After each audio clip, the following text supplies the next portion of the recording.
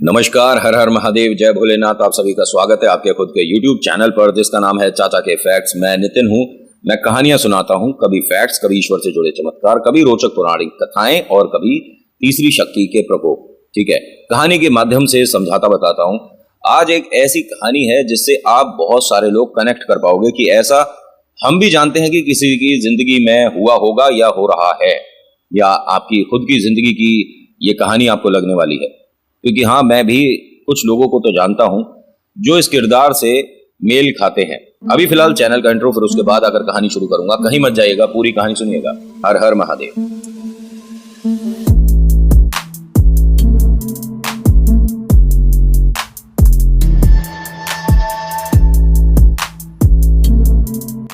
आज की कहानी शुभम की है, दिल्ली से है। होता क्या है कि शुभम का एक खास दोस्त हुआ करता था जिसका नाम रमित था। उसके पिता का यहाँ से ट्रांसफर हुआ दिल्ली से, तो वो कहीं और चले गए। रमित और इसकी दोस्ती यहीं खत्म हो गई।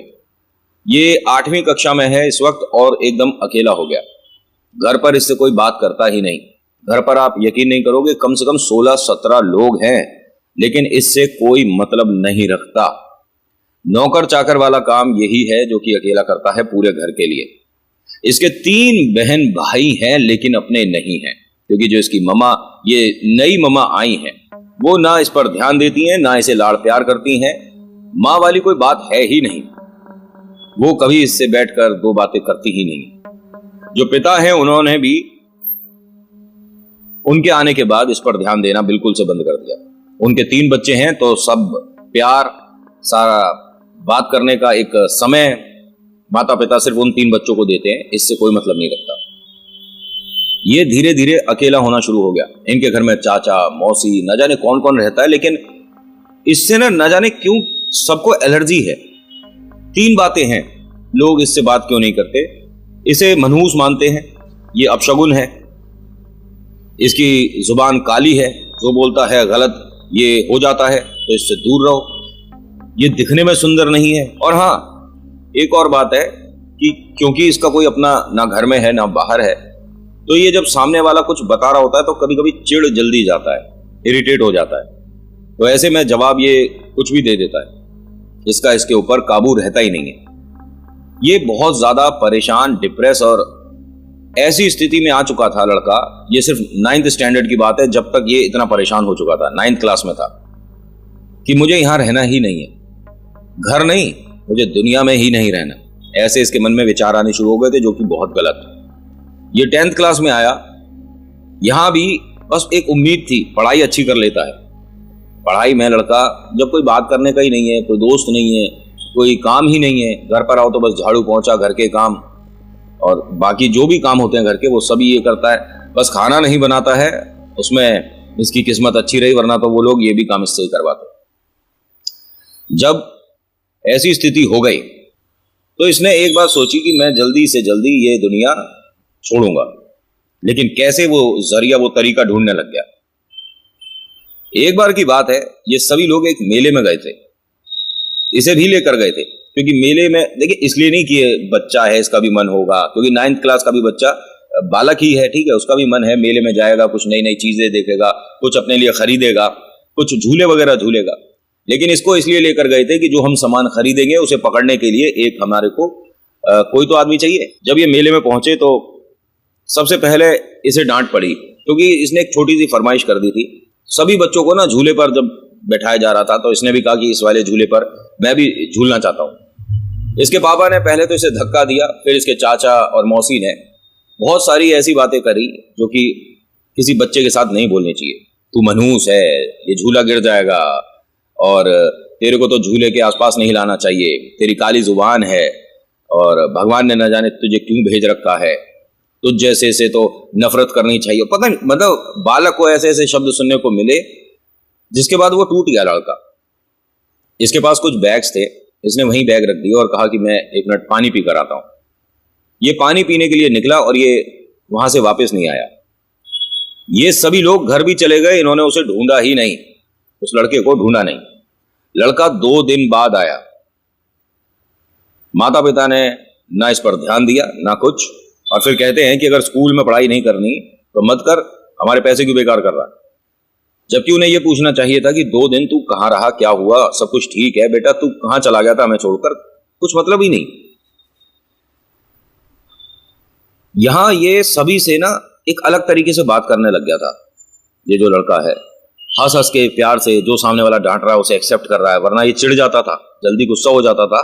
क्योंकि देखिए, जब अपनी बात किसी से कहनी हो और हमें कोई नहीं मिल रहा हो ना, तो एक अंदर ही अंदर एक ऐसा घड़ा भरता रहता है जो कभी ना कभी फूटता जरूर है। हमें किसी से बात करनी है और हमारे पास कोई है नहीं कहने को, हमें दोस्त चाहिए, हमारे पास दोस्त नहीं है, हमें परिवार में एक अपनापन चाहिए, नहीं है। ऐसे में आदमी डिप्रेस भी हो जाता है और उसे कोई भी मतलब बस मुझे बात करने के लिए कोई चाहिए, मुझे अपनी बातें बतानी है। हो सकता है इन 2 दिनों में से कोई मिला हो जिसके साथ बात करके इसके मन की ये सारी भड़ास निकल गई और ये अब नॉर्मल तरीके से बात कर रहा है। इससे किसी ने नहीं पूछा कि 2 दिन तू कहां था। 9th क्लास जैसे तैसे हुई, 10th क्लास अच्छे से इसने मतलब एग्जाम पास किया, फर्स्ट डिवीजन आई। 11th तक आते आते ये लड़का बहुत ज्यादा बदल चुका था। अब ये बातें करता था, इसके पास एक दोस्त था लेकिन वो किसी को दिखता नहीं था। घर में बाहर सब जगह इसके साथ इसका एक दोस्त रहता था। उसके आने के बाद से इसके चेहरे पर खुशी आ गई थी। और हाँ, ये हर शनिवार घर से कुछ मीठा लेकर एक जगह जाता था, वहां पेड़ के पास रखकर ये सीधा चला जाता था।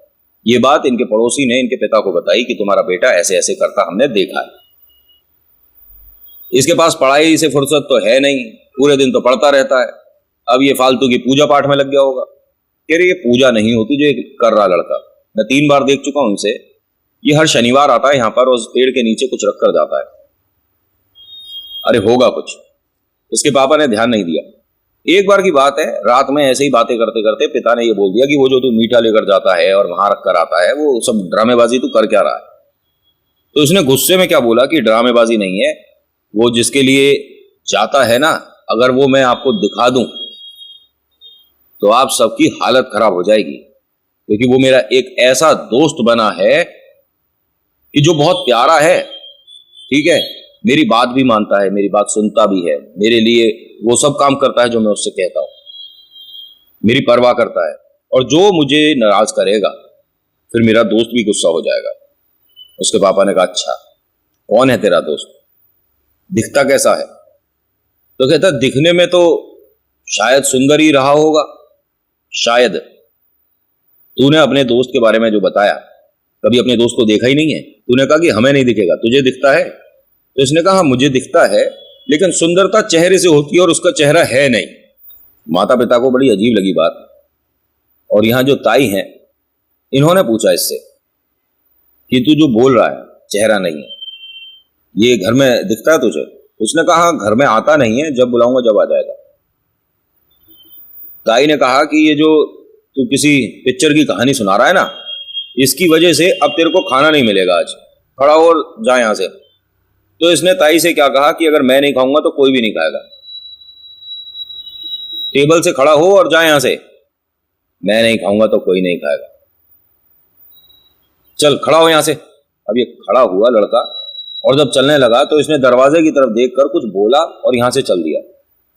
इनके घर में इन्होंने 3 बिल्लियां पाल रखी थी। ध्यान से सुनिएगा, मैं नहीं मानता, लेकिन कहते हैं कि बिल्ली नहीं पालनी चाहिए, अपशगुन होती है। मैं किसी भी पशु पक्षी को पालने पर शगुन अपशगुन नहीं देखता। मेरी एक अलग सोच हो सकती है। कहते हैं कि जो डॉग है उसे पालने से बरकत होती है घर के अंदर, वो चाहता है कि एक सदस्य और आए, एक रोटी और मिले। और बिल्ली का ये माना जाता है कि एक सदस्य कम हो जाए, इसके हिस्से का दूध मुझे मिले। हाँ हाँ, ये बात है, लोग कहते हैं ऐसा, लेकिन मैं नहीं मानता, क्योंकि मैं बिल्ली सामने से रास्ता काट ले तो रुकता नहीं हूं। इसने जब दरवाजे की तरफ देखकर कुछ ऐसा बोला करा तो इनके घर में मैंने बताया कि 3 बिल्लियां थी। वो टेबल पर, खाने की टेबल पर, ये डाइनिंग टेबल पर सभी लोग एक साथ बैठते थे, जितने भी है ना 16, 17, 18 जो भी लोग थे सब एक साथ बैठते थे। वो बिल्लियां टेबल पर आई और इस तरह से उन्होंने हुड़दंग मचा दिया, खेलना अपना शुरू कर दिया, एक दूसरे को पकड़ रही थी, खेल रही थी कि खाना खाने लायक रहा ही नहीं, सारा खाना जमीन पर गिर गया। ये क्या है, ये क्या है? आधे लोगों ने कहा अपशगुन है, बिल्ली का टेबल पर आना अपशगुन होता है, इसने रोटी को छू दिया, ये हो गया वो हो गया, हाय हाय पता नहीं क्या क्या। इनके जो खाना बनाते हैं उनसे कहा कि एक काम करिए, दोबारा से खाना गर्म करिए, लगाइए और सभी के कमरे में पहुंचा दीजिए, क्योंकि यहाँ तो सब इतना गंदा हो गया, दोबारा से बैठेंगे तो खाना हो नहीं पाएगा। अब ये हंसता हुआ वहां से निकल गया, खाना तो कमरे में भी नहीं खा पाओगे, इतना बोलकर ये अपने कमरे में चला गया। और वास्तव में उस रात किसी को भूख लगी ही नहीं है। किसी के पेट में दर्द हुआ है, किसी को कुछ चक्कर से आए, किसी का मन खराब हो रहा है, किसी को वॉमिटिंग का सा लग रहा है, लेकिन घर में एक साथ सभी पर प्रेत असर करता है क्या? क्योंकि भूत प्रेत आत्मा हमने सुने हैं कि अगर किसी एक पर है तो असर उसी पर दिखेगा, सभी लोगों पर एक साथ कैसे असर दिख सकता है? दिख सकता है। उसका ऑरा ऐसा है कि पूरे अपार्टमेंट में एक साथ खेल दिखा दे। ये तो घर परिवार के सिर्फ 16-17 लोग हैं, वो अलग बात है कि किसी के माध्यम से अगर वो अपनी कुछ फरमाइश बता रहा है, कुछ खेल दिखा रहा है या उसे ले जाने का उसका प्लान है, तो सिर्फ एक पर दिखेगा, नहीं तो घर के सारे सदस्यों को लपेट लेते हैं ये। ठीक है, इनके घर में एक मंदिर है, क्योंकि बड़ा मकान है, आलीशान मंदिर है, जिसमें साफ सफाई, जोत आरती, धूप बत्ती कभी कभी हो जाती है। जैसे दिवाली हुई तो सभी को वहां बैठना है, दिवाली की पूजा होगी। गलती से किसी ने वहां कोई प्रसाद लगा दिया तो लगा दिया, जो ईश्वर की प्रतिमा है उस पर ये मोटी मोटी धूल चढ़ रही है, इन लोगों को फुर्सत नहीं है। और मंदिर बनाया क्यों है पता है? लोग आते हैं घर में तो थोड़ा इंप्रेशन अच्छा पड़ता है। ऐसे लोगों के तो घर में ईश्वर का वास बड़ा मुश्किल है, प्रेतों का बहुत जल्दी हो जाता है। जहां भगवान तो हैं लेकिन भगवान की कद्र नहीं है, उनके बारे में आपके मन में प्यार और लगाव है ही नहीं, और किसी के भी नहीं है। एक भी सदस्य ऐसा नहीं है, बस एक सदस्य है जो कि इनकी पहली माँ थी, वो पूजा पाठ करती थी। ये जो है लड़का यहां से अपने कमरे में जब चला गया तो उसके बाद घर में सभी लोग बिना खाना खाए उस रात सो गए। अगले दिन सुबह सुबह पिता से इसने 2-4 रुपए मांगे कि मुझे स्कूल में किसी चीज के लिए चाहिए। मना कर दिया गया, लेकिन यहां पर इसके चाचा आते हैं, बटुए से पैसे निकाले और दे दिए। इसके पापा ने पूछा कि क्यों दे रहा है पैसे? तो उसने कहा, है जी, क्या कह रहे हो आप? अब ये लड़का जब यहां से जा रहा था तो दरवाजे पर जाकर खड़ा हो गया, पलट के देखता और अपने पापा और चाचा की तरफ देखकर मुस्कुराने लगा। इसके पापा ने चाचा से सवाल किया कि भाई तू इसे पैसे क्यों दे रहा है जब मैंने मना कर दिया? तेरा मैंने कब दिए हैं और मैं क्यों दूंगा? दिमाग सही है तेरा? अभी तूने बटुए से निकाल कर इसे पैसे दिए, मैंने नहीं दिए, मैं क्यों दूंगा? और आप बोल क्या रहे हो? खाना नहीं खाया क्या रात? या दिमाग पर गैस चढ़ गई है? क्या हो गया भैया आपको? 1 मिनट तू यहां बैठ मेरे पास। तबीयत ठीक है तेरी? हाँ बिल्कुल ठीक हूं। अभी इसने मेरे से पैसे मांगे थे शुभम ने, मैंने मना कर दिया क्योंकि मेरे पास फालतू खर्चों के लिए पैसे नहीं है। तू आया, तूने अपने बटुए से पैसे निकाल कर इसे दे दिए और तू कह रहा तूने दिए ही नहीं है। अब वो हंसते हुए क्या बोलता है कि चाचा ने नहीं दिए हैं, मेरे दोस्त ने दिए थे ये पैसे, और कहकर चल दिया। इसके पापा को समझ नहीं आया कि ये कह क्या रहा है। यानी इसके घर में इसके साथ इसका दोस्त वो सारे काम करेगा जो ये कह रहा है। लेकिन यहां मुझे एक बात समझ नहीं आई, ना तो ये कोई इतना विद्वान पढ़ा लिखा तंत्रों का ज्ञाता तांत्रिक है, ना इसने कोई ऐसी विद्या हासिल करने के लिए किसी गुरु का सहारा लिया, तो इसकी बात इतनी प्रेत कैसे मान रहे थे? जैसे तैसे करके 11वीं हुई, नंबर ठीक आए। 12th में इसके नंबर अपने स्कूल में सेकंड टॉप थे, मतलब जो फर्स्ट आया था पूरे स्कूल में सेकंड नंबर इसका था। पढ़ाई में लड़का बहुत बेहतरीन है, स्कॉलरशिप वाला लड़का है, ठीक है। लेकिन यहां प्रेतों ने मदद नहीं करी। भूत प्रेत आत्मा ये जो होते हैं ना, पढ़ाई में मदद नहीं कर सकते, ये हमको खुद ही करनी पड़ती है। बहुत सारे लोग हैं मुझसे पूछते हैं कि पढ़ाई में पास हो जाएं, नंबर अच्छे हो जाएं, या इसमें सिर्फ ईश्वर हैं, ठीक है। उनकी भक्ति करिए, हनुमान चालीसा करिए रोज रात को, और फिर देखिए आपको जो याद करते हो वो याद रहेगा। ये जो है लड़का जब कॉलेज में आया, इसका एडमिशन इसके चाचा ने कराया, न जाने कैसे, समझ नहीं आया मुझे, लेकिन इसके चाचा ने एडमिशन कराया। पापा ने तो मना ही कर दिया था, आगे पढ़ने की कोई जरूरत नहीं है। ये जब कॉलेज आया ना, तो इसने अपने एक नए दोस्त की तलाश शुरू कर दी। और दोस्त देखिए अपने आप ही बनते हैं। कहते हैं ना कि ईश्वर हमारे को सारे रिश्ते देता है, मम्मी पापा बहन भाई चाचा ताऊ, लेकिन दोस्त एक ऐसा रिश्ता होता है जिसे हम खुद चुनते हैं। ये एक खास दोस्त की तलाश कर रहा था जिसके नाम की शुरुआत आर शब्द से हो, रा से। मूर्खता नहीं है ये, बेवकूफी कि अरे ये क्या मतलब हुआ कि हमें सिर्फ आर नाम के दोस्त से ही दोस्ती करनी है। कुछ अलग है। मेरे को ऐसा लगता है कि मानसिक संतुलन हिल गया है। और हाँ, होता है जब प्रेतों का सहारा ले लेने को तो भैया दिमाग अपने काम करते भी नहीं है।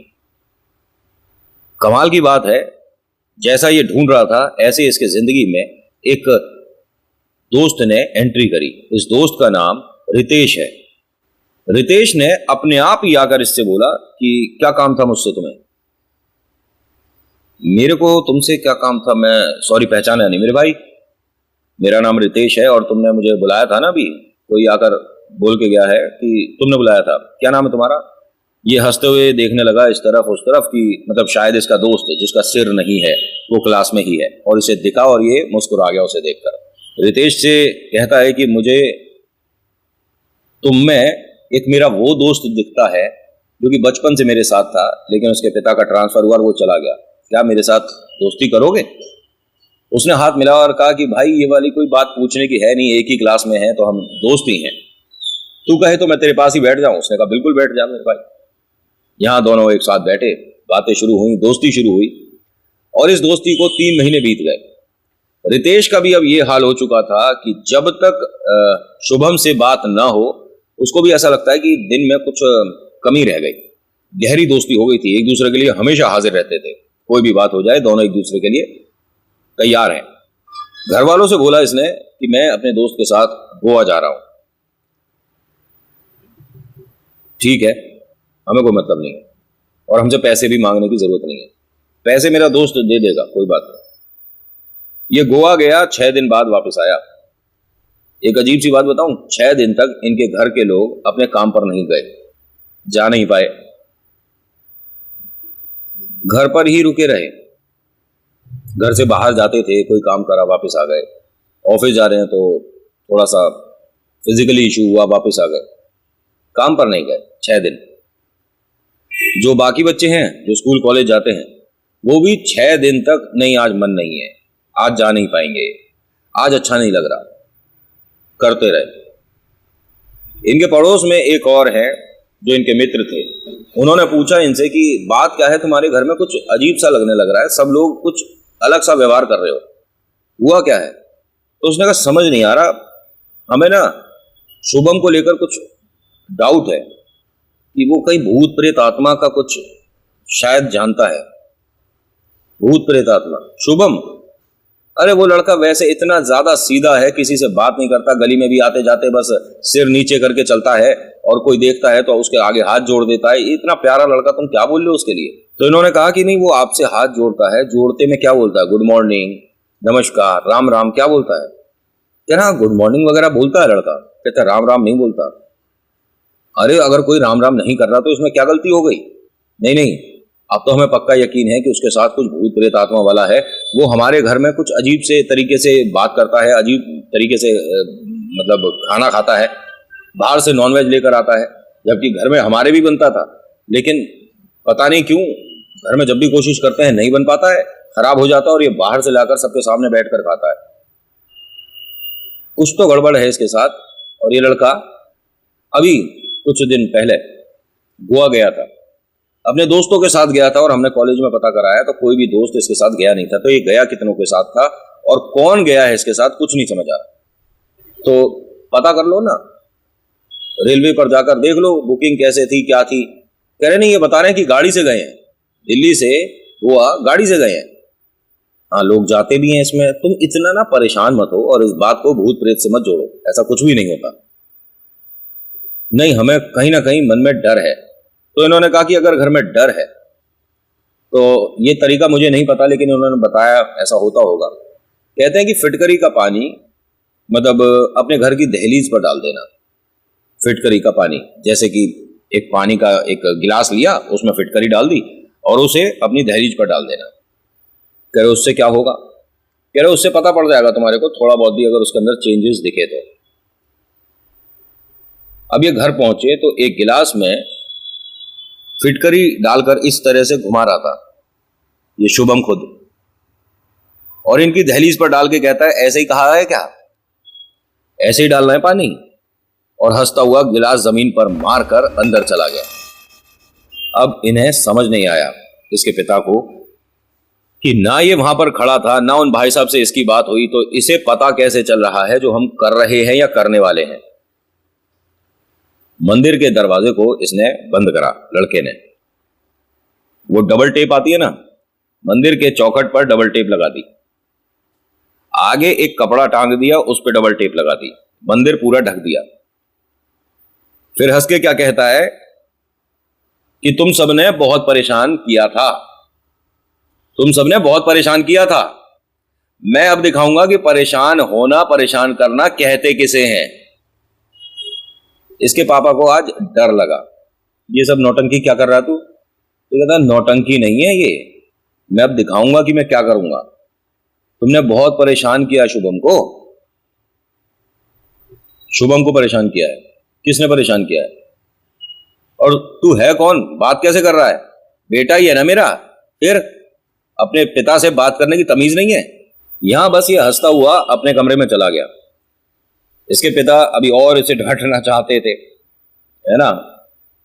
वो इसके कमरे में आए, दरवाजा खोलकर कहते हैं कि अभी तू यहां से बाहर जाएगा तभी जब बताएगा कि तू कर क्या रहा है कहां तू शुभम। और इसके रूम में सिर्फ एक बेड है, एक टेबल है और एक टेबल लैंप था और 2 कुर्सियां रखी थी, एक अलमारी है, बस। पूरे कमरे में कहीं नहीं दिखा। अलमारी खोलकर देख ली, बेड के नीचे देख लिया, हर जगह देख लिया। घर में कोई ऐसा, इसके कमरे में विंडो इतनी बड़ी नहीं है कि जिसमें से निकल गया हो, क्योंकि जो विंडो है वहां पर वो क्या कहते हैं, लोहे के जो एंगल वगैरह, ग्रिल वगैरह लगा देते हैं, वो लगा हुआ है, तो बाहर निकल सकता नहीं। इनके घर की डोरबेल बजती है, मां देखने जाती है कि दरवाजे पर कौन है। वहां से शुभम आ रहा है। शुभम ने मां को देखा और मुस्कुराता हुआ अंदर चल दिया। ये सब कुछ देख रहे हैं इसके पिता भी। उन्होंने देखा और कहते हैं कि तू बाहर कैसे गया था? तो उसने कहा मैं बाहर ही तो हूं जब से। नहीं, ये जो अभी तूने किया था ये सब क्या था? मैंने क्या किया है? अभी वो फिटकरी लाया था तू गिलास में, वो पानी डाला था। मैं नहीं था, मैंने नहीं करा। इसके पापा को ये यकीन दिला रहा है कि मैं था ही नहीं। ये कमरे से कैसे यहां से निकला था किसी को नहीं पता, लेकिन वो जो गिलास से किया था वो इसी ने किया था, लड़के ने। अब इसके पिता ने इसको बिठाया और घर के सभी सदस्यों को बुलाया, उस वक्त जो अवेलेबल थे। बाकी सब लोग इधर उधर कहीं काम पर थे, कुछ लोग स्कूल कॉलेज थे। बुलाते हैं और कहते हैं कि सब लोग यहां बैठो और शुभम तू यहां पर खड़ा रहे, अभी तेरे से कुछ बात करनी है। आप में से घर में किस किस को डर लगने लगा? तो हर किसी ने कुछ ना कुछ बता दिया कि रसोई में हमेशा ऐसा लगता है कि कोई खड़ा है। हमारे जो पहला वाला फ्लोर है उस पर ढप ढप ढप की आवाज आती रहती है, जैसे कि छत पर कोई है। छत पर 2 बार जाकर देख चुके हैं, कुछ भी नहीं होता। और एक बार हमने शुभम को बाहर दरवाजे के, जब सब सो गए, मैं रसोई में पानी लेने आई थी तो बाहर देखा रसोई के, तो ये जो घर का गेट है उसके बाहर जमीन पर बैठा हुआ कुछ बना रहा था। क्या कर रहा था हमें नहीं पता, लेकिन इस पर ध्यान देता कौन है। लेकिन हाँ, घर में कुछ अजीब तो हो रहा है। अब ये हंसने लगा। तो शुभम ने एक लड़के की तरफ, जो इसका भाई है, चाचा का भाई है, मतलब कजन भाई की तरफ देखकर बोलता है कि तू नहीं बताएगा कि तेरे साथ क्या हुआ? नहीं, मेरे साथ कुछ नहीं हुआ। बता तो सही, सब बता रहे हैं तेरे साथ कुछ नहीं हुआ, क्यों झूठ बोल रहा है? शुरुआत तो तेरे साथ ही हुई थी, तू नहीं बोला था ना मैं अपनी मां को खा गया, अब बताएगा नहीं? तो शुभम के पापा ने जब जोर दिया कि बता क्या बात हो रही है, क्या हो रहा है, तो कहते मुझे शर्म आ रही है बताने में और मुझे अजीब भी लग रहा है, डर लग रहा है। तो इस बच्चे की जो मम्मी है उन्होंने बताया कि मैं बताती हूँ भाई साहब की बात क्या हुई है। इसके दिमाग में एक बेवकूफ़ी चल रही है आजकल। ये मेरी साड़ी निकाल कर लाता है और रात में तैयार होता है, साड़ी पहनता है, लड़की बनने का शौक हो रहा है इसे। अब ये बात घर परिवार में बताएंगे, हमारी बेइज्जती नहीं होगी? उन्होंने कहा मतलब तेरे 3 दिन से देख रही हूं मैं। इनकी मम्मी ने कहा कि मैं 3 दिन से देख रही हूं इसे। अब शुभम हंसे जा रहा है। तो श्रृंगार ही तो कर रही है ये, क्या परेशानी है? तू चुप रहे और हमारे घर के मामले में बोल मत। शुभम के पिता ने दोबारा पूछा कि मतलब ये तुम्हारी साड़ी क्यों और ये तुमने पहले क्यों नहीं बताया? हमारे घर में ये सब हो रहा है, किसी को बुलाना पड़ेगा, किसी को घर दिखाना पड़ेगा। अब शुभम हंसने लगा, तालियां बजाते बजाते गोल गोल घूमने लगा। और जब ये गोल गोल घूम रहा था तो इसके कंधे पर एक तरह से कुछ रखा हुआ दिख रहा था सबको, जैसे हम गमछा रख लेते हैं, कपड़ा रख लेते हैं। और जब ये हंसते हंसते रुका, जमीन पर बैठा, तो इसके कंधे पर कुछ भी नहीं है। लेकिन सभी ने देखा है कि कुछ इसके कंधे पर रखा हुआ है। ये सभी बातें इन्होंने अगले दिन जाकर एक पंडित जी को बताई। उन्होंने मना कर दिया, नहीं हो सकता, जो चीजें तुम बता रहे हो ये बिना विद्या का, ये बिना कुछ पढ़े, बिना कुछ विद्या में बहुत आगे जाए, पॉसिबल नहीं है। ये वो लड़का नहीं, उस लड़के के माध्यम से है, कोई बड़ा है, कोई जानता है। जो मुक्ति द्वार होता है ना, घाट पर बैठकर, शमशान घाट में, वहां से ये सब कुछ होता है। किसी के लिए पढ़ना, किसी को रात में 12 से 3 परेशान करना, ये सब वहां पर होता है, शमशान घाट से। तुम्हारा बेटा नहीं कर रहा है, तुम्हारे बेटे को पता ही नहीं है कि ये सब हो रहा है उसके साथ। लेकिन मैं जानता हूं कि मेरा बेटा ना मुझे पसंद नहीं करता। कह रहे वो बात ही नहीं है, वो लड़का अपने सेंस में है ही नहीं। उस लड़के को सबसे पहले प्यार की और आपके साथ की जरूरत है। वो परेशान है लड़का, सबसे ज्यादा परेशानी उसी के साथ है। वो आपके साथ गलत नहीं कर रहा। इन्हें समझाया गया, बताया गया। इनके घर 8 या 9 पंडित आए थे जो कि लौट गए थे। दिल्ली से बहुत दूर जयपुर की तरफ कोई एक दीदी थी जिनके बारे में पता चला कि मां का आशीर्वाद है उन पर, और वो बताती हैं मुक्ति के लिए कि कैसे क्या करना है। मतलब ऐसा नहीं कि वो उतारा नहीं करती, ठीक है, लेकिन वो बताती हैं कि आपको करना कैसे है। ये लोग वहां पहुंचे इसको लेकर। उन्होंने बताया कि तुम्हें वैष्णो देवी जाना पड़ेगा और जोड़ी पूरी करनी पड़ेगी। पता ही होगा आपको कि वैष्णो देवी जाते हैं तो जोड़ा पूरा करना पड़ता है, यानी कि आप 2 बार जाएंगे, ठीक है। जैसे कि आज आप भवन के लिए गए, माँ के दर्शन करें, भैरव बाबा के दर्शन करें, वापस आए, फिर गए, आपको 2 बार करना है एक साथ। आप बता सकते हो कि इसके साथ है क्या लड़के के? कह रहे नहीं बता सकते, क्योंकि वो एक तरह की चेतावनी दे रहा है हमें कि जैसा है जो है वहां पर जाकर छोड़ूंगा। यहां मेरे बारे में कोई कुछ नहीं बताएगा कि मैं कौन हूं, क्या हूं। जो बताओगे उसका पलट कर दूंगा। इसीलिए आपको वहां जाना ही पड़ेगा। और एक चीज और है, ये लड़का जब भवन के सामने आएगा तो खो सकता है और फिर दोबारा मिलेगा नहीं। इसीलिए आपको इसका हाथ पकड़कर चलना होगा, ये छूटना नहीं चाहिए हाथ से। लेकिन हमें तो मेहंदीपुर बालाजी या हनुमान जी के किसी मंदिर जाना चाहिए। कह रहे पहले आपको भवन जाना है, फिर भैरव बाबा के जाना है। बैठा लेंगे वो इसे यहाँ, ठीक है, जो बाबा है ना बैठा देंगे। उसके बाद दोबारा दर्शन करिए और फिर लड़के से पूछिएगा कि गोवा कब गया था। सारी बातें पूछना, अगर कुछ बता दे तो। जैसा बताया वैसा किया, लेकिन भवन के पहले आकर ये ऐसा हो गया था कि वहां सभी ने कहा लड़के को भाई ये क्या हुआ है। ऐसा लग रहा था उसे देखकर कि जैसे हम मेहंदीपुर बालाजी में आ गए हो। इतने खेल दिखा रहा है, मतलब जो पत्थर हम 10 लोग मिलकर हिलाएंगे शायद, या नहीं भी हिला पाए, या हटे ही नहीं हमसे, वो इसने ऐसे ही हाथ से साइड कर दिया था हंसते हंसते। तब यहां पर सभी को डर लगने लग गया था। और ये पहला ऐसा लड़का था जो कि लाइन, सब लोग हटते जा रहे थे कि इसको दर्शन पहले कराओ लड़के को, क्योंकि सबको दिख गया था कि कुछ गड़बड़ है इस लड़के के साथ। और जो माता पिता हैं बस वो हाथ जोड़कर इसके पीछे पीछे चल रहे थे कि आप। और ये पहला ऐसा मैंने बात सुना है कि भगवान तक ये प्रेत खुद जा रहा था, वरना तो भागने लगते हैं ना। भवन पहुंचा, मतलब मैया के पास आने वाला था, उस वक्त ये मानो कि मैया ने खींच कर इसे यहां पर लाई अपने सामने। उसके बाद बाबा के दर्शन, अगले दिन फिर से दोबारा चढ़ाई करी इन सभी ने। और ये सब लोग कोई भी आस्था के साथ नहीं कर रहे थे, कोई ईश्वर के प्रति लगाव नहीं था, प्रेतों से डर जरूर था।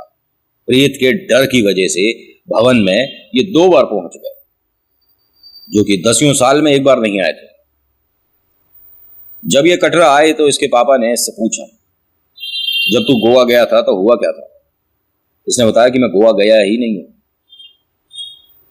नहीं, तू 6 दिन के लिए कहीं बाहर गया था ना? कह रहा मैं नहीं गया था, इसे कुछ याद ही नहीं है। इसे ये भी याद नहीं कि घर में मेरा कोई दोस्त था, इसे ये भी याद नहीं कि मैंने मंदिर के पट बंद कर दिए थे, इसे ये भी याद नहीं कि मैं नॉनवेज घर पर लाकर खा रहा था, इसे कुछ याद नहीं। वो जो इसका एक खास दोस्त बना था ना, उसने कॉलेज छोड़ दिया था। कहाँ, क्यों, किस लिए, किसी को कुछ नहीं पता चला। ये लड़का आज नॉर्मल है और इसके कजन भाई ने ये वाली कहानी हमें भेजी है।